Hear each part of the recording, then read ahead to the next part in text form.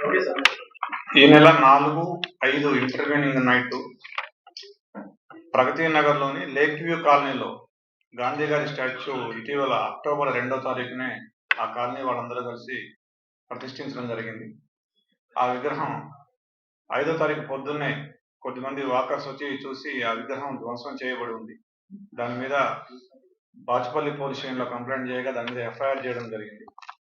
So దాని తర్వాత Bachupally police and Cyberabad SOT వీళ్ళిద్దరూ కలిసి సంయుక్తంగా ఆ కేసుని చాలా ప్రతిష్టాత్మకంగా తీసుకొని దాంట్లో ఉన్న టెక్నికల్ ఎవిడెన్సెస్ ఎవరు చేశారు ఏంటి అని చెప్పేసి పరిశీలించి ఇవాళ మధ్యాహ్నం 3 గంటలకి ఒక 4 వ్యక్తులను అదుపులో తీసుకోవడం జరిగింది. వీళ్ళు అదే ఏరియాకి చెందిన వాళ్ళు.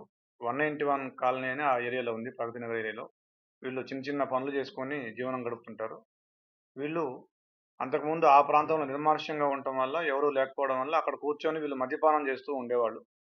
అయితే ఈ విగ్రహం పెట్టిన తర్వాత అక్కడ వీళ్ళ మద్యపానానికి అంతరాయం కలుగుతుందని, ఇబ్బంది కలుగుతుందనే ఉద్దేశంతో కావాలని ఆ విగ్రహాన్ని ధ్వంసం చేయడం జరిగింది.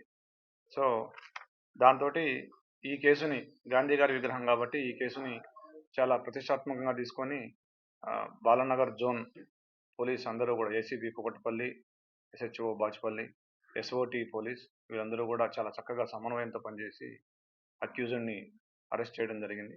సో వారిని అభినందిస్తూ ఉన్నాను. థ్యాంక్ యూ అన్న. లేదు, అలాంటివి వీళ్ళ మీద 295 సెక్షన్ కింద మనం కేసు పెట్టినాము.